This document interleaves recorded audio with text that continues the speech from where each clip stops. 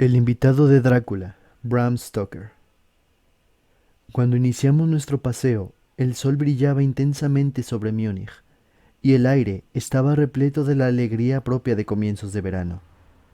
En el mismo momento en que íbamos a partir, Herr Delbruck, el maître d'hôtel de Quatre Seasons, donde me alojaba, bajó hasta el carruaje sin detenerse a ponerse el sombrero, y tras deshacerme de un placentero paseo, le dijo al cochero, sin apartar la mano de la manija de la puerta del coche: No olvide estar de regreso antes de la puesta del sol. El cielo parece claro, pero se nota un frescor en el viento del norte que me dice que puede haber una tormenta en cualquier momento. Pero estoy seguro de que no se retrasará, sonrió, pues ya sabe qué noche es. Johann le contestó con un enfático ja, o más bien ya. Johann le contestó con un enfático ya, mein Herr, y llevándose la mano al sombrero, se dio prisa en partir. Cuando salimos de la ciudad le dije, tras indicarle que se detuviera: Dígame, Johann, ¿qué noche es hoy? Se persignó al tiempo que contestaba lacónicamente: Walpurgisnacht, y sacó su reloj, un grande y viejo instrumento alemán de plata, tan grande como un nabo, y lo contempló, con las cejas juntas y un pequeño e impaciente encogimiento de hombros. Me di cuenta que aquella noche era su forma de protestar respetuosamente contra el innecesario retraso, y me volví a recostar en el asiento, haciéndole señas de que prosiguiera. Reanudó una buena marcha, como si quisiera recuperar el tiempo perdido. De vez en cuando, los caballos parecían alzar sus cabezas y olisquear suspicazmente el aire. En tales ocasiones yo miraba alrededor, alarmado. El camino era totalmente anodino, pues estábamos atravesando una especie de alta meseta barrida por el viento. Mientras viajábamos, vi un camino que parecía muy poco usado y que en apariencia se hundía en un pequeño y serpenteante valle. Parecía tan invitador que, aun arriesgándome a ofenderlo, le dije a Johann que se detuviera, y cuando lo hubo hecho, le expliqué que me gustaría que bajara por ahí. Me dio toda clase de excusas y se persignó con frecuencia mientras hablaba. Esto, de alguna forma, excitó mi curiosidad, así que le hice varias preguntas. Respondió evasivamente, sin dejar de mirar una y otra vez su reloj como protesta. Al final le dije: Bueno, Johann, quiero bajar por ese camino. No le diré que venga si no lo desea, pero cuénteme por qué no quiere hacerlo. Eso es todo lo que le pido. Como respuesta, pareció zambullirse desde el pescante de lo rápidamente que llegó al suelo. Entonces extendió sus manos hacia mí en gesto de súplica y me imploró que no fuera. Mezclaba el suficiente inglés con su alemán como para que yo entendiera el hilo de sus palabras. Parecía estar siempre a punto de decirme algo, cuya sola idea era evidente que la aterrorizaba, pero cada vez se echaba atrás y decía mientras se persignaba: Walpurgisnacht. Traté de argumentar con él, pero era difícil discutir con un hombre cuyo idioma no hablo. Ciertamente él tenía todas las ventajas, pues aunque comenzaba hablando en inglés, un inglés muy burdo y entrecortado, siempre se excitaba y acababa por revertir a su idioma natal. Y cada vez que lo hacía, se excitaba y acababa de revertir. Y cada vez que lo hacía, miraba su reloj. Entonces los caballos se mostraron inquietos y olisquearon el aire. Ante esto, palideció y, mirando a su alrededor de forma asustada, saltó de pronto hacia adelante. Los aferró por las bridas y los hizo avanzar unos 10 metros. Yo lo seguí y le pregunté que por qué había hecho aquello. Como respuesta, se volvía a persignar, señaló al punto que había abandonado y apuntó con su látigo al otro camino, indicando una cruz y diciendo, primero en alemán y luego en inglés: enterrados. Estar enterrados los que matarse ellos mismos. Recordé la vieja costumbre de enterrar a los suicidas en las cruces de los caminos. Ah, ya veo, un suicida. ¡Qué interesante! Pero a fe mía, que no podía saber por qué estaban asustados los caballos. Mientras hablábamos, escuchamos un sonido que era un cruce entre el aullido de un lobo y el ladrido de un perro. Se oía muy lejos, pero los caballos se mostraron muy inquietos y le llevó bastante tiempo a Johann calmarlos. Estaba muy pálido y dijo: «Suena como un lobo, pero no hay lobos aquí, no ahora». «¿No?», pregunté inquisitivamente. «¿Hace ya mucho tiempo desde que los lobos estuvieran tan cerca de la ciudad?» «Mucho, mucho», contestó. «En primavera y en verano, pero con la nieve los lobos no mucho lejos». Mientras acariciaba los caballos y trataba de calmarlos, oscuras nubes comenzaron a pasar rápidas por el cielo. El sol desapareció y una bocanada de aire frío sopló sobre nosotros. No obstante, tan solo fue un soplo, y más parecía un aviso que una realidad, pues el sol volvió a salir brillante. Johann miró hacia el horizonte, haciendo vísceras con su mano, y dijo: «La tormenta de nieve venir de mucho poco».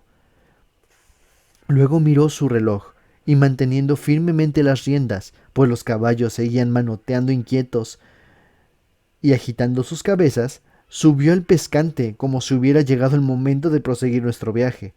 Me sentía un tanto obstinado, y no subí inmediatamente al carruaje. «Háblame del lugar que lleva ese camino», le dije, y señalé hacia abajo. Se volvió a persignar y murmuró una plegaria antes de responderme. «Es maldito». «¿Qué es lo que es maldito?», pregunté. «El pueblo». «Ah, entonces hay un pueblo». «No, no, no, no. Nadie vive allí desde hace cientos de años». Me devoró la curiosidad. «Pero dijo que había un pueblo». «Había». «¿Y ahora qué hay?». Como respuesta, se lanzó a desgranar una larga historia en alemán y en inglés, tan entremezclados que casi no comprendí lo que decía. Pero a grandes rasgos logré entender que que hacía muchos cientos de años habían muerto allí personas que habían sido enterradas, y se habían oído ruidos bajo la tierra, y cuando se abrieron las fosas se hallaron a los hombres y mujeres con el aspecto de vivos y las bocas rojas de sangre. Y por eso, buscando salvar sus vidas, y sus almas, y aquí se volvió a persinar, los que quedaron huyeron a otros lugares donde los vivos vivían y los muertos estaban muertos, y no al revés. Evidentemente tenía miedo de pronunciar las últimas palabras. Mientras avanzaba en su narración, se iba excitando más y más. Parecía como si su imaginación se hubiera desbocado, y terminó en un verdadero paroxismo de terror, blanco, sudoroso, tembloroso, y mirando a su alrededor, como si esperara que alguna horrible presencia se fuera a manifestar allí mismo, en la llanura abierta, bajo la luz del sol. Finalmente, en una agonía de desesperación, gritó «Walpurgisnacht», e hizo una seña hacia el vehículo, indicándome que subiera. Mi sangre inglesa hirvió ante esto, y echándome hacia atrás dije: «Tiene usted miedo, Johann, tiene usted miedo. Regrese, yo volveré solo. Un paseo a pie me sentará bien». La puerta del carruaje estaba abierta. Tomé el asiento del bastón de roble que siempre llevo en mis excursiones.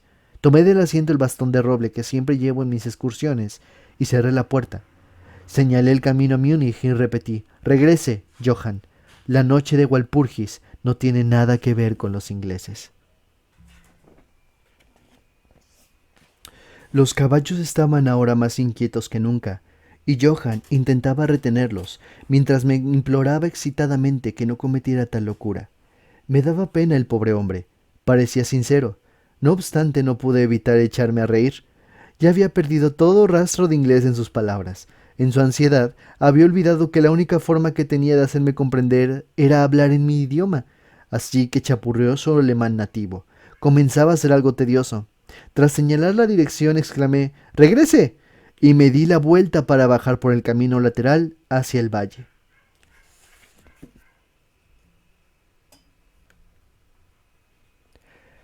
Con un gesto de desesperación, Johann volvió sus caballos hacia Múnich. Me apoyé sobre mi bastón y lo contemplé alejarse. Marchó lentamente por un momento. Luego, sobre la cima de una colina, apareció un hombre alto y delgado. No podía verlo muy bien a aquella distancia. Cuando se acercó a los caballos, estos comenzaron a encabritarse y a patear. Luego relincharon aterrorizados y echaron a correr locamente. Los contemplé perderse de vista, y luego busqué al extraño, pero me di cuenta de que también él había desaparecido. Me volví con ánimo tranquilo hacia el camino lateral que bajaba hacia el profundo valle que tanto había preocupado a Johann. Por lo que podía ver, no había ni la más mínima razón para esa preocupación. Y diría que caminé durante un par de horas sin pensar en el tiempo ni en la distancia, y ciertamente sin ver ni persona ni casa alguna. En lo que aquel lugar se refería, era una verdadera desolación. No me di cuenta de esta particularidad hasta que al dar la vuelta a un recodo del camino, caminé hacia el disperso lindero de un bosque. Entonces me di cuenta de que inconscientemente había quedado impresionado por la desolación de los lugares por los que acababa de pasar. Me senté para descansar y comencé a mirar a mi alrededor. Me fijé en que el aire era mucho más frío que cuando había iniciado mi camino. Parecía rodearme un sonido susurrante, en el que se oía de vez en cuando, muy en lo alto, algo así como un rugido apagado. Miré hacia arriba y pude ver que grandes y densas nubes corrían rápidas por el cielo, de norte a sur, a una gran altura. Eran los signos de una tormenta.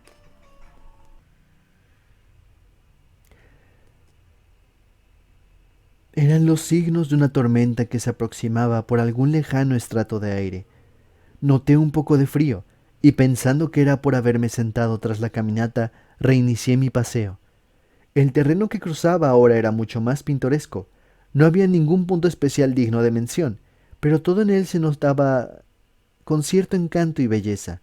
No pensé más en el tiempo, y fue solo cuando empezó a hacerse notar el oscurecimiento del sol que comencé a preocuparme acerca de cómo hallar el camino de vuelta. Había desaparecido la brillantez del día, el aire era frío, y el vuelo de las nubes allá en lo alto era mucho más evidente ahora. Iban acompañadas por una especie de sonido ululante y lejano, por entre el que podía escucharse intervalos el misterioso grito que el cochero había dicho que era de un lobo. Dudé un momento, pero me había prometido ver el pueblo abandonado, así que proseguí, y de pronto llegué a una amplia extensión de terreno llano, cerrado por las colinas que lo rodeaban. Las laderas de éstas estaban cubiertas de árboles que descendían hasta la llanura, formando grupos en las suaves pendientes y depresiones visibles aquí y allá. Seguí con la vista el serpentear del camino, y vi que trazaba una curva cerca de uno de los más densos grupos de árboles y luego se perdía tras él. Mientras miraba, noté un hálito helado en el aire, y comenzó a nevar. Pensé en los kilómetros y kilómetros de terreno desguarnecido por los que había pasado, y me apresuré a buscar cobijo en el bosque de enfrente. El cielo se fue volviendo más y más oscuro, y a mi alrededor se veía una brillante alfombra blanca, cuyos terrenos más lejanos se perdían en una nebulosa vaguedad. Aún se podía ver el camino, pero mal, y cuando corría por el llano no quedaban tan marcados sus límites como cuando seguía las hondanadas, y al poco tiempo me di cuenta de que debía haberme apartado del mismo, pues dejé de notar bajo mis pies la dura superficie y me hundí en tierra blanda.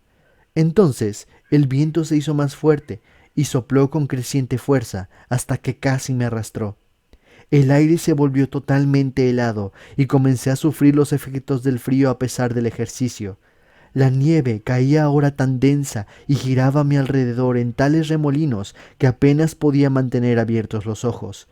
De vez en cuando el cielo era desgarrado por un centelleante relámpago, y a su luz solo podía ver frente a mí una gran masa de árboles, principalmente cipreses y tejos completamente cubiertos de nieve. Pronto me hallé al amparo de los mismos, y allí, en un silencio relativo, pude oír el soplar del viento en lo alto. En aquel momento la oscuridad de la tormenta se había fundido con la de la noche, pero su furia parecía estar abatiéndose, tan solo regresaba en tremendos resoplidos o estallidos.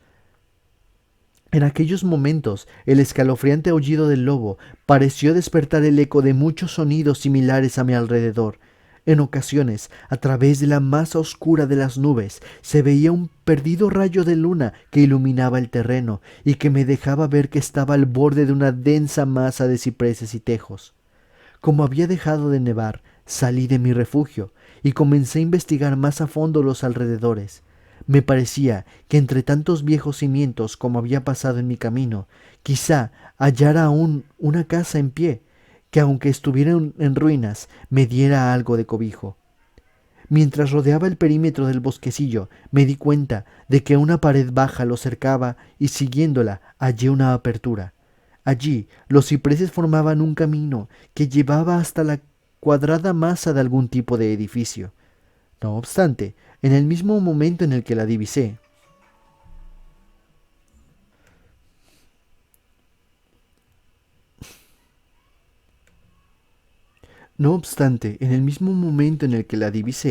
las nubes errantes oscurecieron la luna y atravesé el sendero en tinieblas. El viento debió de hacerse más frío, pues noté que me estremecía mientras caminaba, pero tenía esperanzas de hallar un refugio, así que proseguí mi sendero a ciegas. Me detuve, pues se produjo un repentino silencio. La tormenta había pasado, y quizás, en simpatía con el silencio de la naturaleza, mi corazón pareció dejar de latir. Pero esto tan solo fue momentáneo, pues repentinamente la luz de la luna se abrió paso entre las nubes, mostrándome que me hallaba en un cementerio, y que el objeto situado frente a mí era una enorme tumba de mármol, tan blanca como la nieve que lo cubría todo. Con la luz de la luna llegó un tremendo suspiro de la tormenta, que pareció reanudar su carrera con un largo y grave aullido, como el de muchos perros o lobos. Me sentía anonadado y noté que el frío me calaba hondo hasta parecer aferrarse al corazón.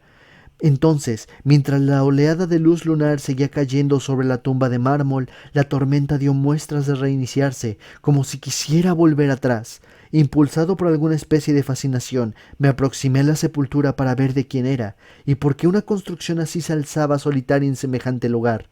La rodeé y la leí. Sobre la puerta dórica, en alemán, rezaba: Condesa Dollingen de Graz, en Estiria, buscó y halló la muerte en 1801. En la parte alta del túmulo, y atravesando aparentemente el mármol, pues la estructura estaba formada por unos pocos bloques macizos, se veía una gran vigueta o estaca de hierro. Me dirigí a la parte de atrás y leí. Esculpida con grandes letras cirílicas, rezaba: Los muertos viajan deprisa. Había algo tan extraño y fuera de lo usual en todo aquello que me hizo sentir mal y casi desfallecí. Por primera vez empecé a desear haber seguido el consejo de Johann, y en aquel momento me invadió un pensamiento que en medio de aquellas misteriosas circunstancias me produjo un terrible estremecimiento. Era la noche de Walpurgis. La noche de Walpurgis, en la que, según las creencias de millones de personas, el diablo anda suelto, en la que se abren las tumbas y los muertos salen a pasear, en la que todas las cosas maléficas de la tierra, el mar y el aire celebran su reunión, y estaba en el preciso lugar en el que el cochero había rehuido. Aquel era el pueblo abandonado hacía siglos, allí era donde se encontraba la suicida, y en ese lugar me encontraba yo ahora, solo, sin ayuda, temblando de frío en medio de una nevada y con una fuerte tormenta formándose a mi alrededor. Fue necesaria toda mi filosofía, la religión que me habían enseñado, todo mi coraje, para no derrumbarme en un paroxismo de terror. Y entonces un verdadero tornado estalló a mi alrededor. El suelo se estremeció como si millares de caballos galoparan sobre él, y esta vez la tormenta llevaba en sus gélidas alas no nieve, sino un enorme granizo que cayó con tal violencia que parecía haber sido lanzado por los míticos honderos baleáricos. Piedras de granizo que aplastaban hojas y ramas y que negaban la protección de los cipreses, como si en lugar de árboles hubieran sido espigas de cereal. Al primer momento corrí hacia el árbol más cercano, pero pronto me vi obligado a abandonarlo y buscar el único punto que parecía ofrecer refugio: la profunda puerta dórica de la tumba de mármol. Allí, acurrucada contra la enorme puerta de bronce, conseguí una cierta protección contra la caída del granizo, pues ahora solo me golpeaba al rebotar contra el suelo y los costados del mármol. Al apoyarme contra la puerta, ésta se movió ligeramente y se abrió un poco hacia adentro. Incluso el refugio de una tumba es bienvenido en medio de aquella despiadada tempestad, y estaba a punto de entrar en ella cuando se produjo el destello de un relámpago que iluminó toda la extensión del cielo. En aquel instante, lo juro por mi vida, vi pues mis ojos estaban envueltos hacia la oscuridad del interior a una bella mujer, de mejillas sonrosadas y rojos labios, aparentemente dormida en un féretro. Mientras el trueno estallaba en lo alto, fui atrapado como por la mano de un gigante y lanzado hacia la tormenta. Todo aquello fue tan repentino que antes de que me llegara el impacto, tanto moral como físico, me encontré bajo la lluvia de piedras. Al mismo tiempo tuve la extraña y absorbente sensación de que no estaba solo. Miré hacia el túmulo, y en aquel mismo momento se produjo otro cegador relámpago que pareció golpear la estaca de hierro que dominaba el monumento y llegar por ella hasta el suelo, resquebrajando, desmenuzando el mármol como en un estallido de llamas. La mujer muerta se alzó en un momento de agonía, lamida por las llamas, y su amargo alarido de dolor fue ahogado por el relámpago. La última cosa que oí fue esa horrible mezcla de sonidos, pues de nuevo fui aferrado por la gigantesca mano y arrastrado, mientras el granizo me golpeaba y el aire parecía reverberar con el aullido de los lobos. La última cosa que recuerdo fue una vaga y blanca masa movediza, como las tumbas de mi alrededor, como si las tumbas de mi alrededor hubieran dejado de salir, como si de las tumbas de mi alrededor hubieran dejado salir los amortajados fantasmas de sus muertos, y éstos me hubieran rodeado en medio de la oscuridad de la tormenta de granizo. Gradualmente volvió a mí una especie de confuso inicio de conciencia. Luego, una sensación de cansancio aniquilador. Durante un momento no recordé nada, pero poco a poco volvieron mis sentidos. Los pies me dolían espantosamente y no podía moverlos. Parecían estar dormidos. Notaba una sensación gélida en mi nuca, y todo a lo largo de mi espina dorsal y mis orejas, tanto mis pies, estaban muertas, y sin embargo me atormentaban profundamente. Pero sobre mi pecho notaba una sensación de calor que en comparación resultaba deliciosa. Era como una pesadilla física, si es que uno puede usar tal expresión, pues un enorme peso sobre mi pecho me impedía respirar normalmente. Ese periodo de semiletargo pareció durar largo rato, y mientras transcurría debí dormir o delirar. Luego sentí una sensación de repugnancia, como en los primeros momentos de un mareo, y un imperioso deseo de librarme de algo, aunque no estaba seguro de qué. Me rodeaba un descomunal silencio, como si todo el mundo estuviera dormido o muerto, roto tan solo por el suave jadeo de algún animal cercano. Noté una cálida lamida en mi cuello, y entonces me llegó la conciencia de la terrible realidad que me heló hasta los huesos e hizo que se congelara la sangre en mis venas. Había algún animal recostado sobre mí y lamía mi garganta.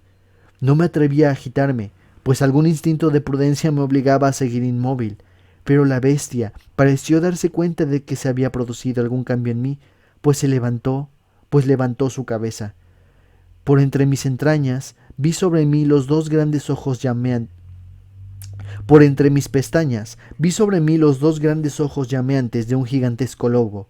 Sus aguzados caninos brillaban en la abierta boca roja y pude notar el acre olor de su respiración en mi boca. Durante otro periodo de tiempo lo olvidé todo. Luego escuché un gruñido, seguido de un aullido y luego otro y otro. Después, aparentemente a lo muy lejos, escuché un ¡Ey! ¡Ey! Como de muchas voces gritando al unísono. Alcé cautivamente, alcé, alcé cautamente la cabeza y miré en la dirección de la que llegaba el sonido, pero el cementerio bloqueaba por completo mi visión. El lobo seguía aullando de manera extraña, y un resplandor rojizo comenzó a moverse por entre los cipreses, como siguiendo el sonido.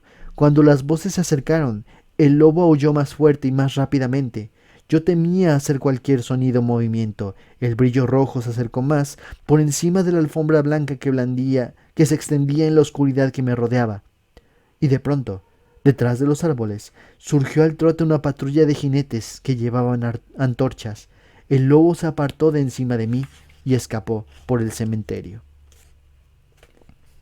Vi como uno de los jinetes, soldados, según parecía por sus gorras y largas capas militares, alzaban su carabina y apuntaba.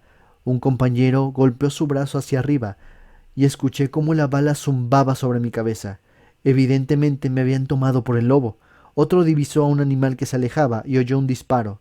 Y oí un disparo. Luego, al galope, la patrulla avanzó, algunos hacia mí y otros siguiendo al lobo, mientras éste desaparecía por entre los nevados cipreses. Mientras se aproximaba, traté de moverme, pero no lo logré, aunque podía ver y oír todo lo que sucedía a mi alrededor. 2 o 3 de los soldados saltaron de sus monturas y se arrodillaron a mi lado. Uno de ellos alzó mi cabeza y colocó su mano sobre mi corazón.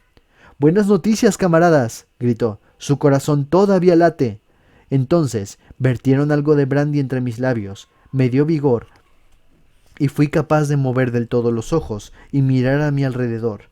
Por entre los árboles se movían luces y sombras, y oí cómo los hombres se llamaban los unos a los otros.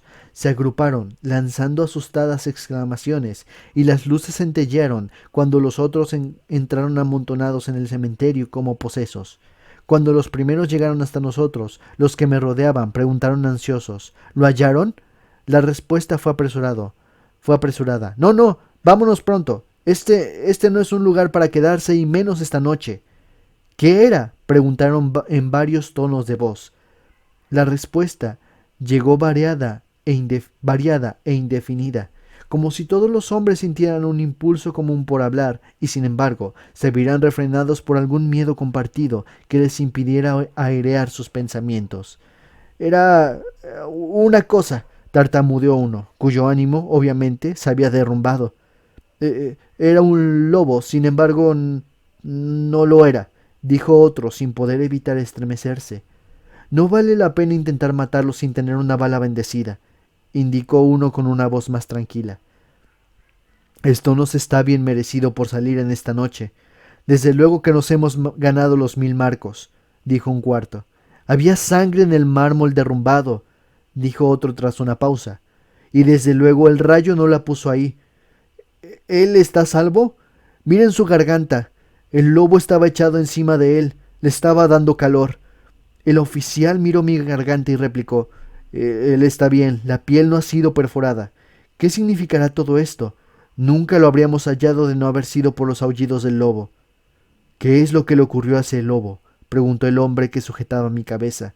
Parecía ser el menos aterrorizado del grupo, pues sus manos estaban firmes y no temblaban. En su bocamanga se veían los galones de suboficial. «Volvió a su cubil», contestó el hombre, cuyo largo rostro estaba pálido y temblaba visiblemente, aterrorizado mientras miraba a su alrededor. «Aquí hay bastantes tumbas en las que puede haberse escondido. Vámonos ya, vámonos rápido, abandonemos este maldito lugar». El oficial me alzó para sentarme y lanzó una voz de comando. Luego, entre varios hombres me colocaron sobre un caballo. Saltó a la silla tras de mí, me sujetó con los brazos y dio la orden de avanzar, dando la espalda a los cipreses. Cabalgamos rápidamente en formación. Mi lengua seguía rehusando cumplir con su función y me vio obligado a guardar silencio.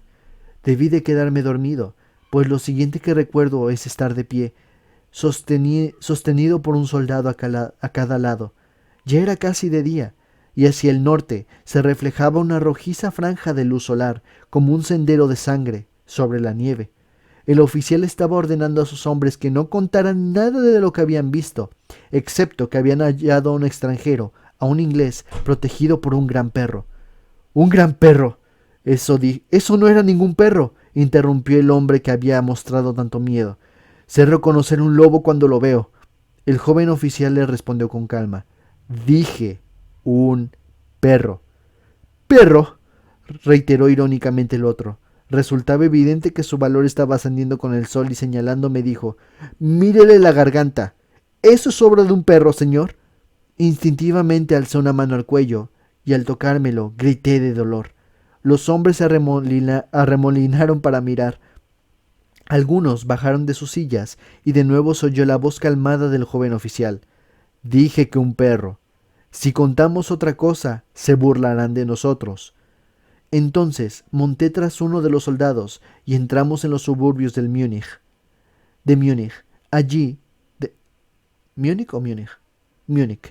Allí encontramos un carruaje al que me subieron y que me llevó al Quatre Estations.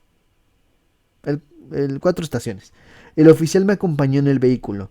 mientras un soldado nos seguía llevando en su caballo y los demás regresaban al cuartel. Cuando llegamos, Herr Delbrück bajó tan rápidamente las escaleras para salir a mi encuentro que se hizo evidente que había estado mirando desde dentro. Me sujetó con ambas manos y me llevó solícito al interior. El oficial hizo un saludo y se dio la vuelta para alejarse, pero al darme cuenta insistí en que me acompañara a mis habitaciones. Mientras tomábamos un vaso de vino, le di las gracias efusivamente a él y a sus camaradas por haberme salvado. Él se limitó a responder que se sentía muy satisfecho y que Herr Delbrück ya había dado los pasos necesarios para gratificar al grupo de rescate. Ante esta ambigua explicación, el maître d'hôtel sonrió, mientras el oficial se excusaba, alegando tener que cumplir con sus obligaciones y se retiraba. «¿Pero Herr Delbrück?», interrogué. «¿Cómo y por qué me buscaron los soldados?». Él se encogió de hombros, como no dándole importancia a lo que había hecho, y explicó.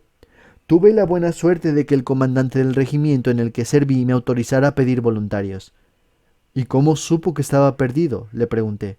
«El cochero regresó con los restos de su carruaje, que resultó destrozado cuando los caballos se desbocaron».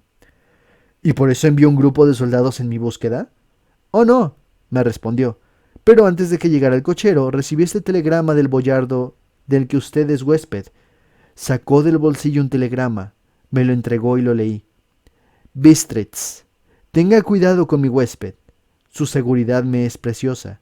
Si algo le ocurriera o le echaran a faltar, no ahorre medios para hallarle y garantizar su seguridad. Él es inglés, por consiguiente es aventurero. A menudo hay peligro en la nieve y los lobos y la noche. No pierda un momento si teme que le ha ocurrido algo. Respaldaré su celo con mi fortuna. Firma Drácula». Mientras sostenía el telegrama en mi mano, la habitación pareció girar a mi alrededor. Y si el atento maître d'hôtel no me hubiera sostenido, creo que me hubiera desplomado. Había algo tan extraño en todo aquello, algo tan fuera de lo corriente e imposible de imaginar, que me pareció ser de alguna manera el juguete de enormes fuerzas, y esta sola idea me enfrió. Ciertamente me hallaba bajo alguna clase de misteriosa protección. Desde un lejano país había llegado justo a tiempo un mensaje que me había arrancado del peligro de la congelación y de las mandíbulas de un lobo.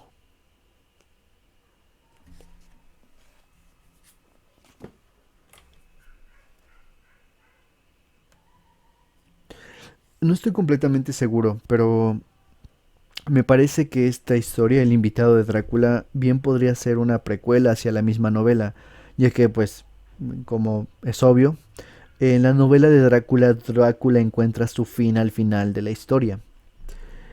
Sin embargo, según recuerdo al principio de la historia, cuando Jonathan Harker, el protagonista principal de la novela de Drácula, llega al castillo del conde, tiene una conversación acerca de que Jonathan está ahí para, me parece que suplir para terminar de realizar unos preparativos que otro inglés antes que él realizó para el conde Drácula, que tenía que ver con la compra de propiedades en Inglaterra y el traslado de ciertas cosas que Drácula necesitaba para poder vivir en Inglaterra. Es un cuento curioso, interesante. Realmente yo sé que a estas alturas después de esta cantidad de terror cine de terror y literatura de terror al cual estamos expuestos en tiempos actuales, no se siente como una historia tanto de terror, sino más bien como sobrenatural. No estoy seguro. Pero creo que me pareció muy interesante por el hecho de que, pues ya sabes, es una especie de precuela, no, bueno, precuela supongo que canónica de lo que va a ser después la novela de Drácula. Hasta aquí mi reporte, Joaquín.